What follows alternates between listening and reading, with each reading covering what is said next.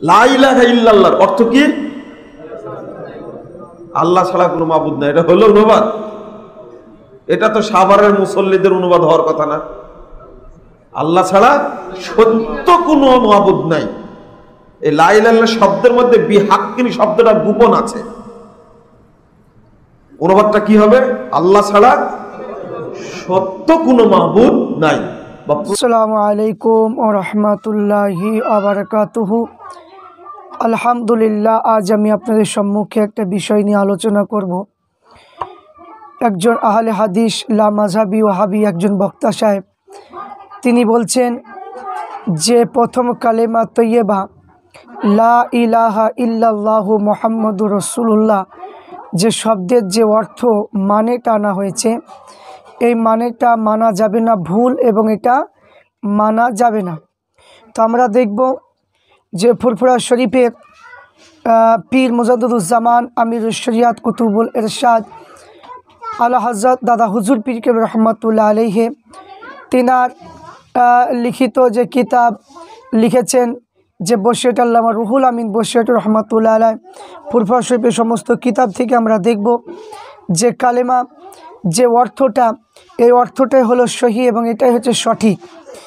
মুজাদ্দিদুজ্জামানের ওসিয়তনামা, এই ওসিয়তনামাটা আমরা প্রথমে দেখব। এই ওসিয়তনামাতে কালেমার যে অর্থটা আনা হয়েছে, ওসিয়তনামায় আমরা দেখব যে ওসিয়তনামাতে কালেমা তৈয়বা, ওসিয়তনামায় লিখেছে লা ইলাহা ইল্লাল্লাহু মুহাম্মাদুর রাসূলুল্লাহ, আল্লাহ ব্যতীত কেউ মাবুদ নাই, হযরত মুহাম্মদ মুস্তাফা সাল্লাল্লাহু আলাইহি ওয়াসাল্লাম আল্লাহ রসুল।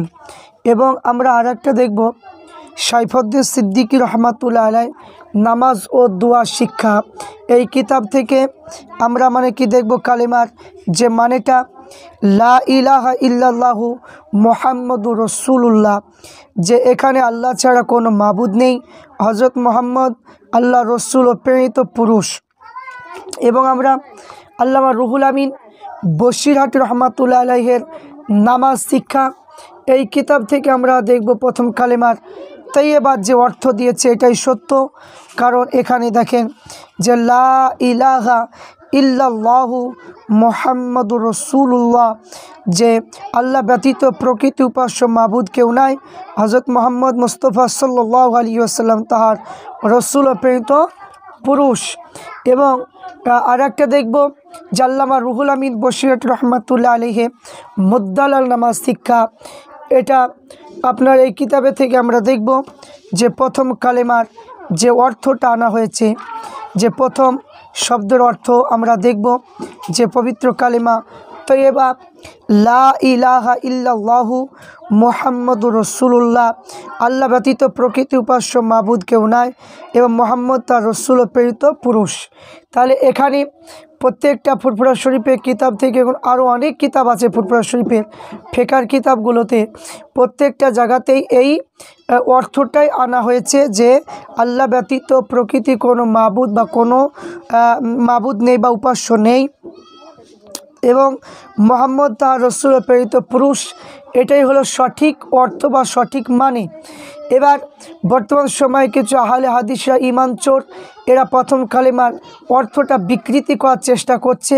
তাই আমি প্রত্যেককে বলবো যে ওই সমস্ত আহলে হাদিসদের বক্তব্য থেকে আমাদের দূরে থাকতে হবে। আমি প্রত্যেককে বলবো যারা আমার এই যে চ্যানেলের মধ্যে যিনারা আছেন, প্রত্যেককে বলবো আপনারা ইতিমতন এই ভিডিওগুলো দেখবেন এবং সেগুলো ফলো করবেন।